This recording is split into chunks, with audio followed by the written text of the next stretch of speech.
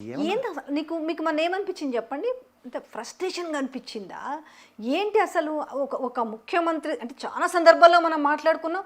మళ్ళా దరిద్రం ఏందంటే అగైన్ మళ్ళా ఆయన భాష గురించి, ఆయన మాటల గురించి మాట్లాడుకునే పరిస్థితి రావడం నిజంగా చూస్తుంటే చాలా షేమ్‌లెస్. నేను ప్రతి శనివారం ఈ శిలక పలుకులు ఏదో అలాగే అనుకుంటాను. ఇది నువ్వు మారవరా ఈ జన్మకి, నువ్వు ఎంత దిగజారుతో చూస్తుంటే అంతకు 10 ఇంతలు దిగజారు కనబడుతుంది. అవును. ఈయన కూడా మారుతాడేమో అని చూస్తున్నాను. అసలు ఆయన ఒక పెద్ద కేస్ స్టడీ రేవంత్ రెడ్డి గారు చీఫ్ మినిస్టర్ అవ్వడం తెలుసా? అలాంటి దానికి వైవిధ్యభరితంగా ఆయన ఏం పనులు మాడుతున్నాడు, ఏం చేస్తున్నాడు, అసలు తలా తోక లేకుండా ఉంది. ఇప్పుడు కాళేశ్వరం వెళ్ళాడు, ఓ పక్క ఆయన సతమతం అయిపోతుంది అంటే కన్ఫ్యూజన్లో పిచ్చి పరాకాష్ఠకి వెళ్ళిపోయింది ఆయనకి. ఓ పక్క బీజేపీ ఎందుకు పనికిరాని బీజేపీ ఎజెండా మోసుకొని వస్తున్నాడు ఆ గుళ్ళు గోపురాలు అంపటి తిరగలేక. రెండోది రేపు పొద్దున్న నన్ను బీజేపీలోకి తీసుకెళ్ళడానికి చంద్రబాబు నాయుడు ఎజెండా మోయలేక చచ్చిపోతున్నాడు. దానికి తోడు ఈ దిక్కుమాల తపేలా ఛానల్లో చెల్లి సారాజ్యం.